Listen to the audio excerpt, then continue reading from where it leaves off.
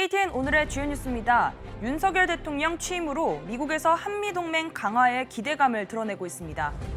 조 바이든 대통령이 40년 만에 최고치를 기록하고 있는 미국의 인플레이션을 낮출 대책 연설에 나섰습니다.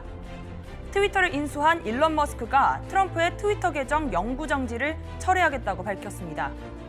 넷플릭스가 광고를 포함한 저가 서비스를 계획하고 있습니다. 이상 오늘의 주요 소식 잠시 후 전해드립니다. 대한민국 윤석열 대통령 취임에 연방 국무부를 비롯해 미국은 한미동맹을 강화하는 데 기대감을 보이고 있습니다. 이런 가운데 미국이 견제하고 있는 중국과 러시아와의 관계가 한국에 상당히 어려운 과제가 될 것으로 보입니다. 윤석열 대통령이 당선된 이후 해외 정상 가운데 가장 먼저 조 바이든 대통령과 통화했습니다. 대선 기간 동안 한미동맹 강화를 내세웠던 윤 대통령의 대외 정책 기조에 미국의 관심이 높아지고 있습니다. 연방국무부도 윤석열 대통령 취임에 대해 축하의 뜻을 전하며 긴밀히 협력할 것을 강조했습니다. 네드 프라이스 국무부 대변인은 이날 정례 브리핑에서 윤석열 정부 출범과 관련된 질문을 받자 양국 국민의 우정에 뿌리를 둔 한미동맹은 인도 태평양의 평화와 안보, 번영을 위한 핵심 축이라고 강조했습니다.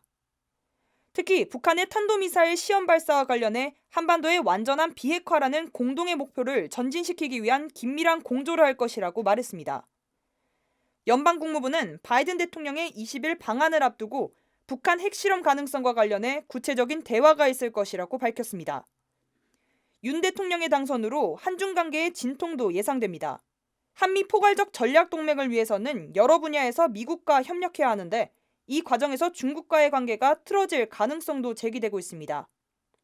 이런 가운데 미국이 한국도 러시아에 압력을 가하는 국제사회 움직임에 동참해야 한다는 뜻을 보이면서 러시아와의 관계도 불투명할 것으로 보입니다. 미국의 인플레이션이 40년 만에 최고치를 갱신하고 있습니다. 가장 영향을 끼친 건 에너지 가격 폭등입니다. 11월 중간선거를 앞두고 빨간불이 들어오자 조 바이든 대통령도 고물가 해소 차원에서 고율 관세를 완화하는 등 인플레이션 대책 발표에 나섰습니다.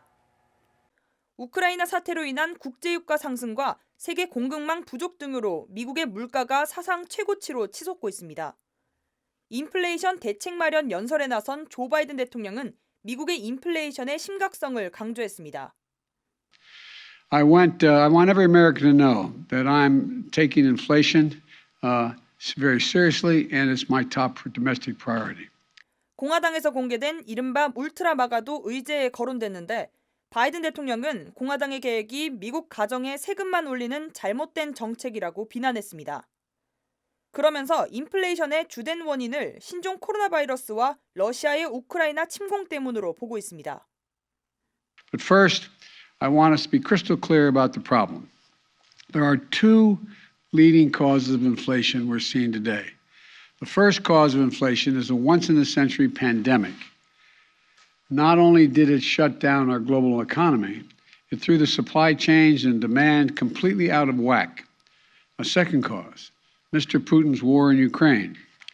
We saw in March that 60% of inflation that month was due to price increases at the pump for gasoline. 중국산 제품에 대해 고율 세관을 부과해온 것을 완화하겠다는 방안도 논의하고 있다고 밝혔습니다.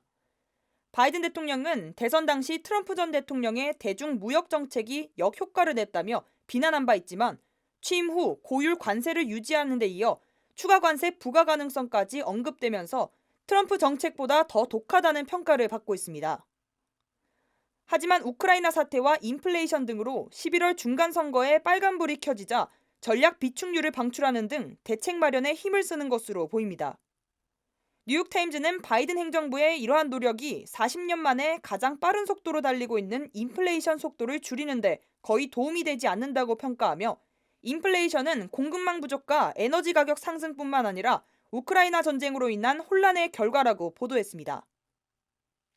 트위터를 인수한 테슬라 최고 경영자 일론 머스크가 도널드 트럼프 전 대통령의 트위터 계정 영구 정지를 철회하겠다고 밝혔습니다. 트럼프는 트위터 계정 영구 정지가 철회되더라도 다시 이용할 계획이 없다고 밝혔지만 여전히 트럼프의 복귀를 기대하는 사람들이 많은 것으로 보입니다. 트럼프 전 대통령의 트위터 계정은 16 의회 난입 사건 등 폭력 행위를 선동했다는 사유로 영구 정지됐습니다. 세계적인 소셜미디어 트위터를 인수한 테슬라의 최고 경영자 일론 머스크는 10일 파이낸셜 타임즈가 주최하는 퓨처 오브 더 카 컨퍼런스 연설에서 트럼프 전 대통령의 트위터 계정에 대한 영구 정지 결정을 철회하겠다고 밝혔습니다. 머스크는 그동안 트위터를 자유로운 공개 토론장으로 만들겠다고 약속했습니다. 이번 연설에서도 트럼프 전 대통령의 트위터 계정을 영구 정지시킨 건 트럼프의 목소리를 잠재우지 못했으며 오히려 정치적 보수 세력 사이에서 그의 견해만 증폭시켰다고 말했습니다. 그러면서 트위터의 조치가 도덕적으로 잘못됐으며 완전히 바보 같은 결정이었다고 덧붙였습니다. 머스크는 440억 달러 규모를 투자해 트위터 인수 거래를 성사시켰습니다. 이후 트위터 콘텐츠 규제를 비판하며 표현의 자유가 보장되는 플랫폼이 되어야 한다고 주장했습니다. 다만 트럼프 전 대통령은 머스크의 이번 트위터 인수와 관련한 인터뷰에서 트위터 계정이 복구되더라도 자신이 만든 SNS, 트루스 소셜을 이용하겠다는 입장을 보였습니다. 트럼프 전 대통령이 계정이 정지된 이후에도 정치인들과 언론인들의 트윗을 프린트해 읽는다는 소식이 전해지면서 트럼프의 트위터 복귀에 관심이 모이고 있습니다. 매출 감소 등 위기에 처한 넷플릭스가 광고를 포함하는 저가 서비스를 연내 도입하는 방안을 추진하고 있습니다. 그동안 콘텐츠 품질 차별화 등을 이유로 광고를 포함한 서비스를 거부해왔던 넷플릭스가 이 같은 변화를 받아들인 건 최근 들어 유료 회원이 감소했기 때문입니다.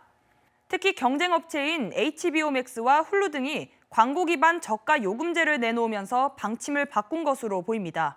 넷플릭스는 지난달 1분기 신규 가입자 수가 전년 동기 대비 20만 명이 감소했습니다. 우크라이나 전쟁으로 러시아 서비스가 중단됐고 북미 시장 레드오션으로 미국과 캐나다에서 신규 가입자 수가 감소했기 때문입니다. 한편 넷플릭스는 저가 서비스와 함께 계정 공유 단속도 강화하겠다고 밝혔습니다. 극심한 가뭄으로 서부 지역 호수 수위가 내려가면서 호수 바닥에 가라앉아 있던 변사체가 잇따라 발견되고 있습니다.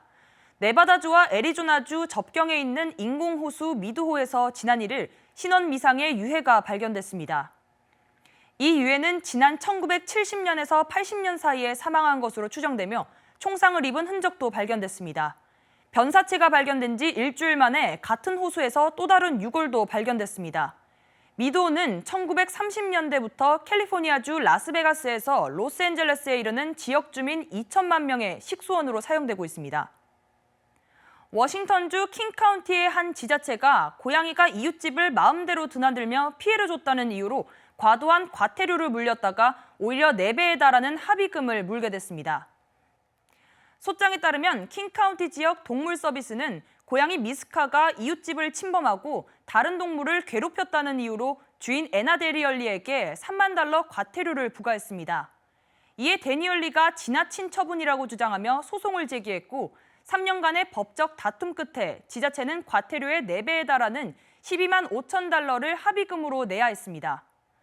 수사 과정에서 고양이의 무단 침입을 주장한 이웃 주민이 해당 지자체 직원인 것으로 드러나면서 지나친 처분에 사심이 들어갈 가능성이 있다고 판단했기 때문입니다.